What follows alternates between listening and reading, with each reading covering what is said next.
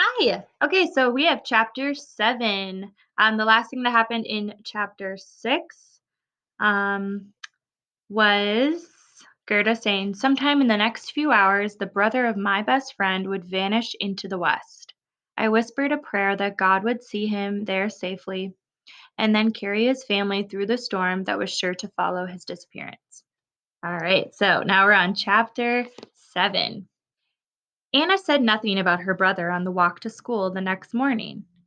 I didn't think she would. He lived at the university, and it would probably be a while before anyone in her family knew he'd left. I wondered if Peter had left behind a note of explanation or if he would send word to them once he was free.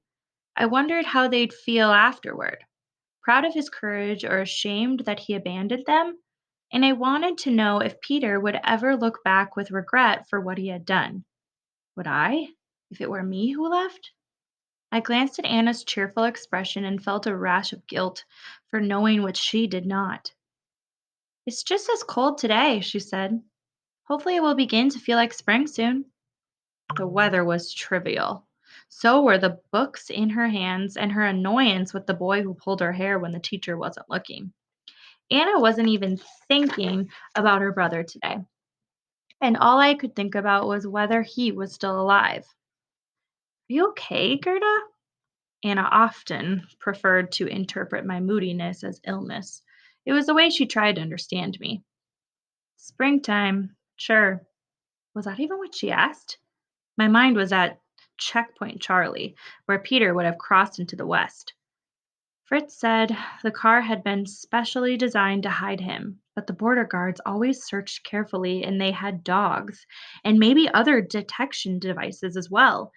I tried to picture Peter sitting in a coffee shop with the other students right now, laughing at how easy it had all been, but I couldn't laugh, not yet. What if you had the chance to go to the West?" I suddenly asked Anna. "Would you?" Anna stopped and glanced around to see if anyone was nearby. When she was sure we were alone, she started walking again, then said, "Don't ask questions like that. Don't even think questions like that."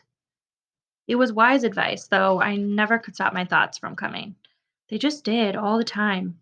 Maybe I wasn't trying hard enough to stop them. I knew I wasn't.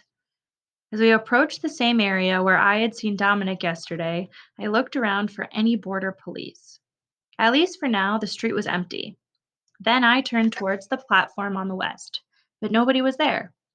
Still, I shuffled my feet and walked slower just in case. Anna seemed to know what I was doing and grabbed my arm. "Please don't, Gerda. He won't come back after seeing you get in trouble yesterday."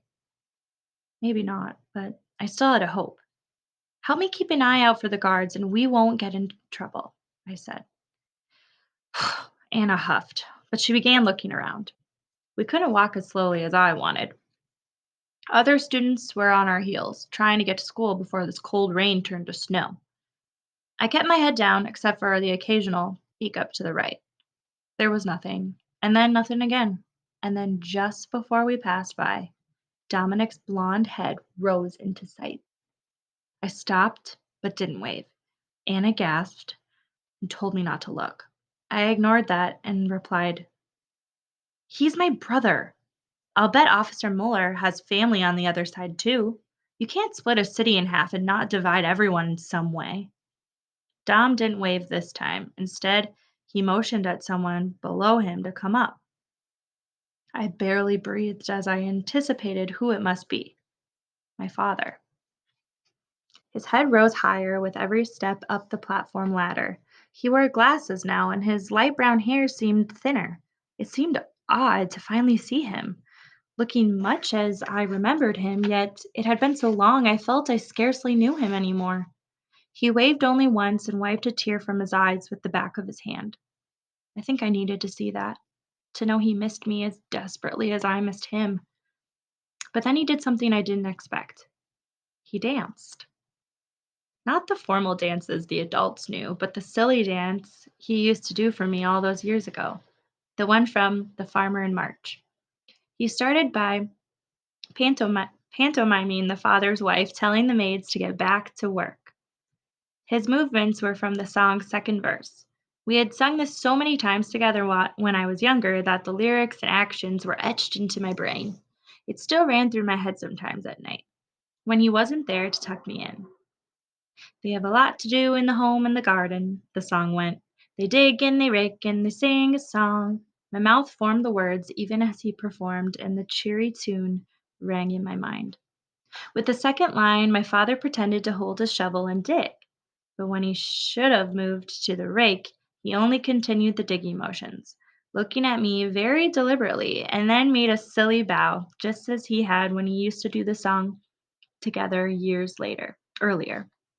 I smiled and acted out an applause, just as I used to do. Then he motioned that I should leave and keep on walking.